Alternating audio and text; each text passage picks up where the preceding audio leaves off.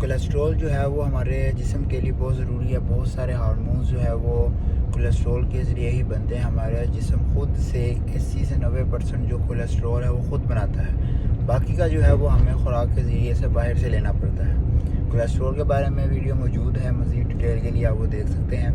अब ये दो तरह के होते हैं, HDL कोलेस्ट्रॉल और LDL कोलेस्ट्रॉल। HDL कोलेस्ट्रॉल इसको गुड कोलेस्ट्रॉल कहा जाता है। LDL कोलेस्ट्रॉल जो है इसको बैड कोलेस्ट्रॉल कहा जाता है। जो HDL कोलेस्ट्रॉल है वो हार्ट की हेल्थ के लिए और बाकी जिस्म के निज़ाम के लिए बहुत ज़रूरी होता है। ये हमेशा जिस्म में ज़्यादा होना चाहिए as compare to LDL cholesterol. LDL cholesterol जो बैड कोलेस्ट्रॉल है वो कम ही होना चाहिए।